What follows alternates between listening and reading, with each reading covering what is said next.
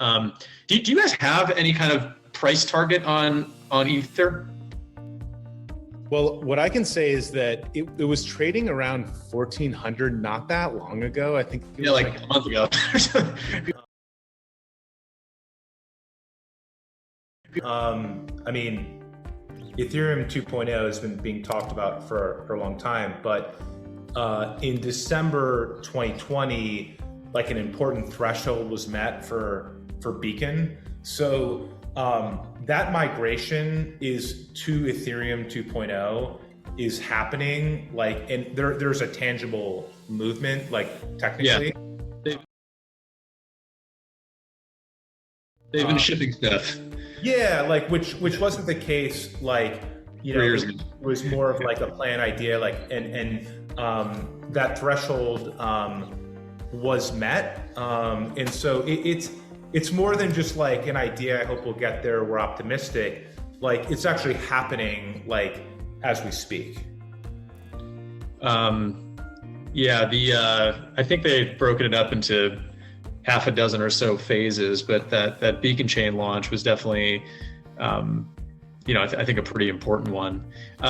Guys, I'd love to talk about NFT. Like the current blockchain, like Ethereum 2.0, like the current Ethereum blockchain will be like one of many.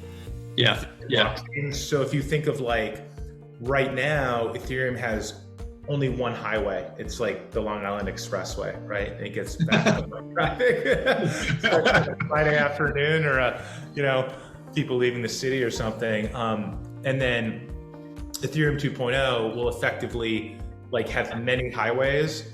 One of which will be the current Ethereum setup right now. So it's pretty cool when you think of, like, the architecture of that, and that's growing. But like you said, like, phase 0 was achieved this past December, and they'll keep marching it out. Yeah, I mean, one of the things, I was listening to Vitalik recently, and one of the things he said, what I thought was fascinating, was that once they implement sharding, like, it doesn't really get any better than that. Or he said something to the effect of, once they do proof of stake, there's no other consensus mechanism that's any better, which is a very, like, what it takes to compete with a blockchain that has the adoption that Ethereum has, combined with throughput and security. Vitalik's right. They might run away with it, which is, and that'd be obviously a great outcome. But maybe, Cameron, you're right. We're it's more of an oligopoly, and there are a couple of these guys that sort of end up becoming significant blockchains in terms of actual market cap. Do you guys have any kind of price target on Ether? Well, what I can say is that it was trading around 1,400 not that long ago. I think it was like a month ago. A month ago. Yeah. And I was thinking to myself, this is so undervalued, because that was the high 3 or 4 years ago in 2017. Right. And Bitcoin was already, 3x the previous high of 2017. And I felt like Ethereum's so undervalued. And of course, it's just, ripped up to 4K, and Bitcoin's looking a little boring right now. And I'm sure, they're just going to vie, and then people move. Well, it's interesting you say that. I put a note on SumZero a month ago, being like, there's a 4 to 5x delta between Bitcoin market cap and Ethereum. This just makes no sense when, you could see the traffic on Ethereum at levels never seen before, with all the DeFi stuff happening, and now it's at like 4,000. I mean, I feel like in July it could easily, be somewhere between 5,000 and 10,000. But do you think about any kind of, like, fundamental? I mean, the thing that's interesting about Ethereum is that, unlike Bitcoin, because it is predicated on transaction costs, like, you can actually DCF the value of the Ethereum network.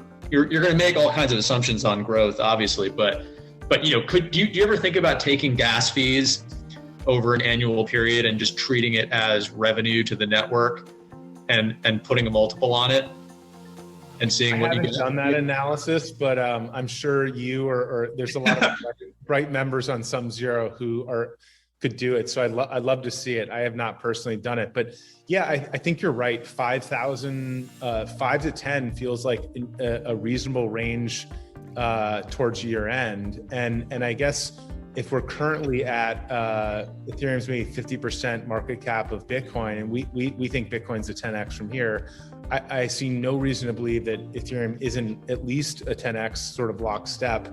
Right.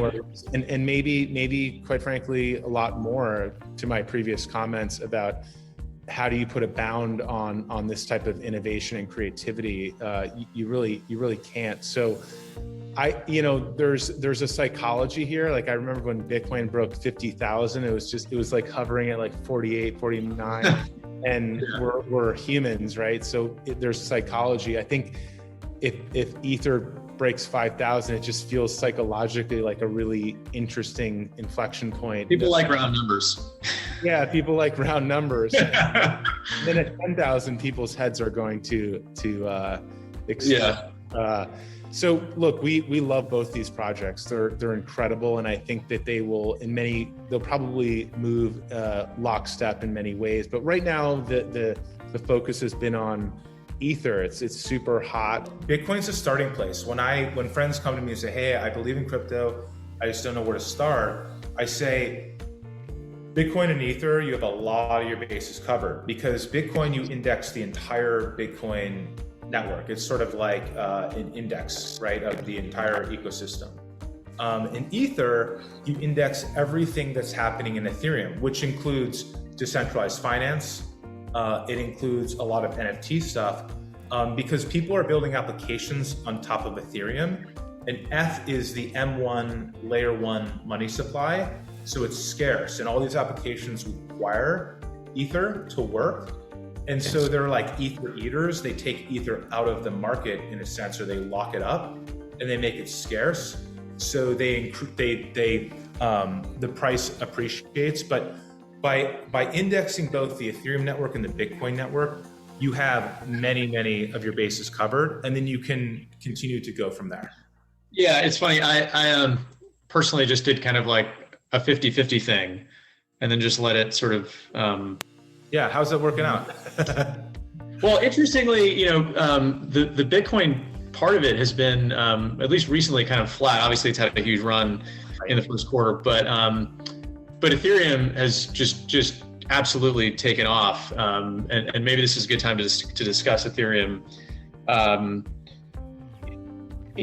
Like at a high level, I kind of personally think Ethereum, again, as a technology, is maybe more relatable than Bitcoin is, because it's not designed to sort of sit still, right? It's designed to be this foundational layer for a future of decentralized applications, which includes all the things you talked about, DeFi, NFTs, stable coins, which run on Ethereum as well. And I think, that thesis existed a few years ago, but it wasn't until recently that these decentralized applications were actually developed and started to take off. And I think the DeFi one in particular just seems like the biggest no-brainer of all time. Like who wouldn't want to earn an above market yield on their financial asset holdings? And to be able to do that with very little friction is I think something that anyone can relate to, whether you're a wealthy banker or somebody in the third world. Like, it doesn't even matter. So, I think that stuff is incredibly exciting.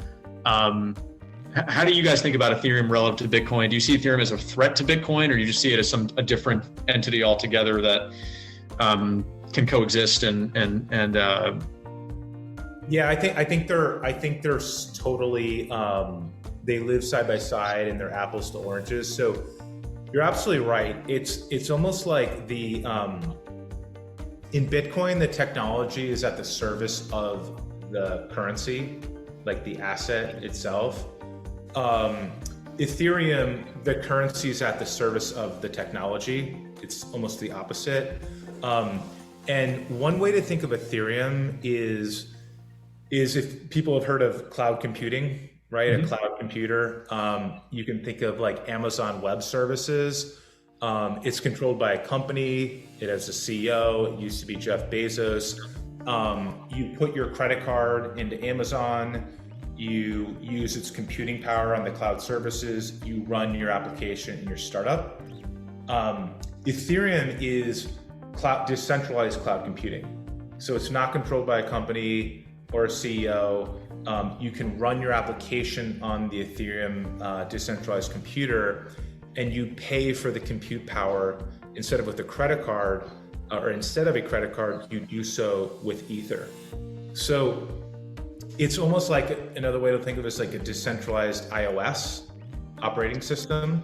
And so comparing that to gold is like comparing iOS to, a gold bar, or sorry, comparing Ether to Bitcoin. It's just they're such different animals. Or is it like comparing a computer to a rock?